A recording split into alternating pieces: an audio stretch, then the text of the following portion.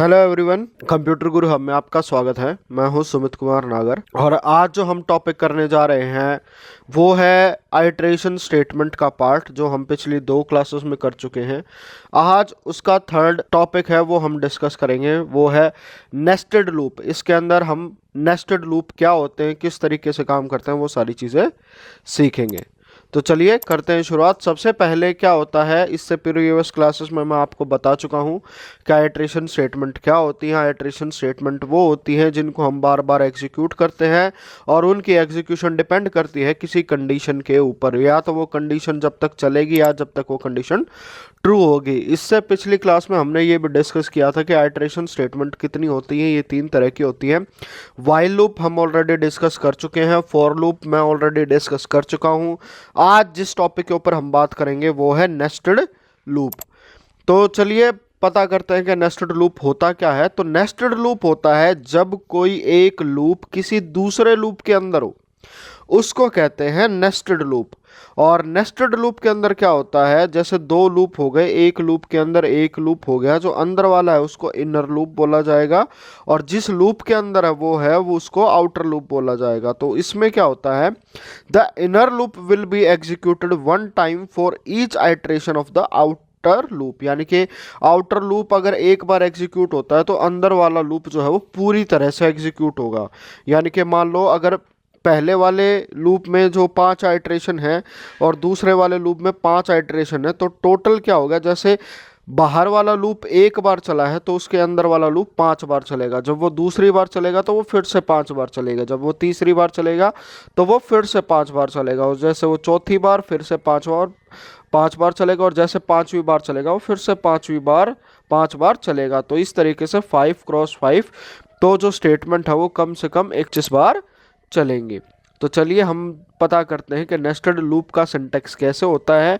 Nested को हम दोनों फोर लूप से भी और वाइल लूप से भी बना सकते हैं। जैसे इससे पिछली क्लासेस में हमने जब डिस्कस किया था, फोर लूप की बात आई थी, तो फोर लूप में क्या होता है, फोर होता है यहाँ पे आइटरेटिंग वेरिएबल होता है जो चेक करता है कि लूप कितनी बार एग्जीक्यूट हुआ है। और यहाँ पे कोई भी सीक्वेंस होता है तो सीक्वेंस में जितने भी एलिमेंट होंगे फोर लूप उसके उतनी ही बार एग्जीक्यूट करेगा।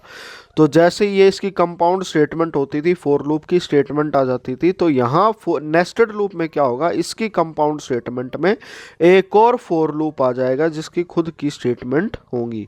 तो जैसे ये लूप की स्टेटमेंट एक बार एग्जीक्यूट होगी तो जिस भी टाइम जितनी बार भी हमने डिफाइन कर रखा है ये वाला लूप चलेगा। और इसी तरीके से जैसे हमने फोर में किया था वैसे ही हम वाइल में इसको कर सकते हैं कि वाइल एक्सप्रेशन कंडीशन चली जाएगी, उसकी कंपाउंड स्टेटमेंट में इसकी फिर से दोबारा जो है एक वाइल लूप एग्जीक्यूट होगा। और यहाँ पे अगर मैं डिस्कस करूँ इसका फ्लो चार्ट क्या होगा, तो जैसे ही कोई भी डिसीजन नोड आती है, यानी कि क्योंकि जो लूप होता है वो किसी डिसीजन के ऊपर डिपेंड करता है वो एग्जीक्यूट होगा या नहीं होगा, तो जैसे ही वो ट्रू होता है तो उसके अंदर भी क्या हो जाएगा, लूप जो है वो चलता रहेगा जब तक इसका सीक्वेंस ट्रू हो जाएगा। तो जैसे ये भी चलता रहेगा चलता रहेगा चलता रहेगा, जैसे फॉल्स केस में हो जाएगा तो दोबारा इसके ऊपर आएगा और फिर से चेक इसको करता रहेगा। और जैसे ये कंडीशन भी बाहर हो जाएगी उसके बाद हमारा प्रोग्राम जो है वो एग्जिट कर जाएगा।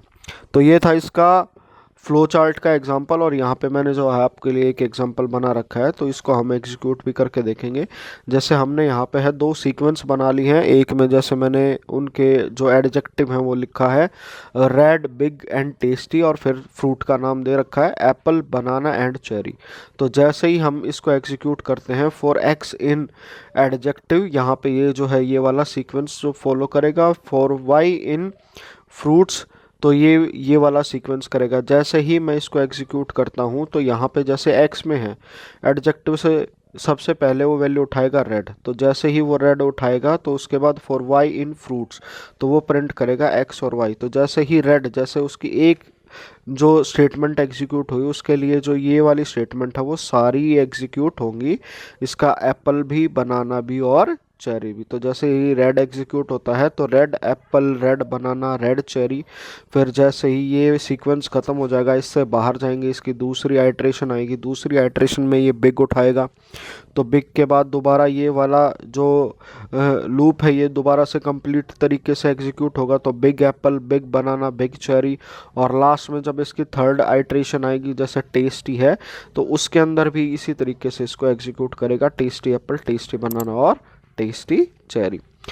तो ये था एग्जाम्पल नेस्टेड फॉर लूप के लिए। इसके लिए मैंने आपके लिए दो अलग से एग्जाम्पल बना रखे हैं, उनको मैं एग्जीक्यूट करके दिखाऊंगा। पर हम साथ साथ में इस वाले प्रोग्राम को एक बार मैं आपको एग्जीक्यूट करके दिखा देता हूँ। अगर यही वाली चीज़ अगर मैं अपने IDLE पर रन करता हूँ तो वो किस तरीके से रन होगी। तो सबसे पहले हम क्या करेंगे, अपना IDLE ओपन कर लेते हैं, उसके अंदर फाइल में जाके एक न्यू फाइल बना लेते हैं और इसके अंदर जो है कोड वो पेस्ट कर देते हैं और इसको मैं यहाँ से सेव कर देता हूँ और नाम दे देते हैं इसका नेस्टेड एग्जाम्पल।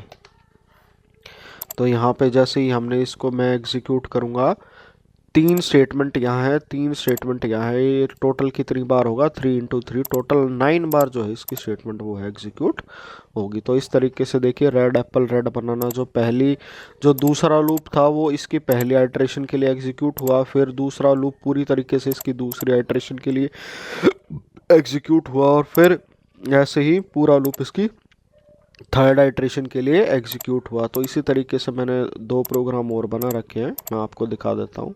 जैसे ये नेस्टेड है, ये 4 का एग्जांपल ले रखा हमने यहाँ पे, for i in range 1 to 6, तो यहाँ पे हमारी वैल्यू उठेगी 1 2 3 4 5। फॉर j इन रेंज, तो इसका मतलब यहाँ पे i की वैल्यू है, जैसे ये पहली बार i की वैल्यू 1 आएगी तो ये चीज़ एक बार ही एग्जीक्यूट होगी, फिर i की वैल्यू 2 बार आएगी तो ये 2 बार एग्जीक्यूट होगा, 3 बार आएगी तो 3 बार एग्जीक्यूट हो जाएगा। तो इस तरीके से अलग अलग एग्जीक्यूट होता रहेगा। और यहाँ पे जो हमने नेक्स्ट लाइन के लिए स्टेटमेंट दे रखी है, अगर इसको मैं रन करूँगा तो यहाँ पे ये देखिए हमारे पास जैसे पहली बार स्टेटमेंट आई सिंगल स्टार, 2 बार, 3 स्टार, फिर 4 बार और 5 बार ऐसे ही आई। अगर इसी चीज़ को अगर मैं चेंज कर देता हूँ और यहाँ पे अगर मैं वैल्यू 8 कर देता हूँ या 8 या 10 कर देता हूँ तो उसके कॉरस्पॉन्डिंग ही हमारा क्या हो जाएगा, प्रोग्राम रन हो जाएगा। इसी को अगर मैं रन करता हूँ तो देखिए यहाँ पे लास्ट में जो हमारे पास 3 3 6 और 3 9 स्टार आ गए। तो इस तरीके से हम क्या कर सकते हैं, अलग अलग डिज़ाइन भी प्रिंट कर सकते हैं और नेस्टेड के लिए यूज़ किया है। अगर सेम प्रोग्राम हमें वाइल से बनाना होता तो वाइल से भी मैंने जो है आपके लिए एग्जांपल बना रखा है। यहाँ पे देखिए जैसे वाइल है, आई की हमने कंडीशन जो है वो पहले रख दी, i ग्रेटर देन 0, ये एग्जीक्यूट होता रहेगा। j की वैल्यू ले रखी हमने 6 ताकि जो दूसरी वाली कंडीशन थी वो बैलेंस होती रहे, while j is greater than i। तो जब तक क्या है इसकी वैल्यू जो है एग्जीक्यूट होती रहेगी। यहाँ पे j माइनस कर दिया है हमने, जो है काउंटिंग को थोड़ा सा उल्टा करके रख दिया, इससे कोई फ़र्क नहीं पड़ता है, या पॉजिटिव साइड में लेके जाए या नेगेटिव साइड में लेके जाए। अगर मैं यहाँ पे इसको ग्रेटर देन कर देता तो यहाँ पे प्लस वाली वैल्यू आ जाती है, और इसी को भी अगर मैं रन कराऊंगा तो हमारे पास क्या है, सेम आउटपुट आ जाएगी। तो ये था हमारा सब कुछ नेस्टेड फॉर लूप के बारे में। अगर आपको कोई डाउट रहता है तो आप श्योरली कमेंट कर सकते हैं। अगर आप चैनल पर नए हैं तो श्योरली शेयर एंड सब्सक्राइब ज़रूर कीजिएगा और साथ साथ बेल आइकन प्रेस कर दीजिएगा ताकि आपको जैसे ही मैं नया लेक्चर अपलोड करता हूँ उसकी नोटिफिकेशन मिल जाए। और आज की वीडियो में इतना ही। Thank you all, thank you for watching.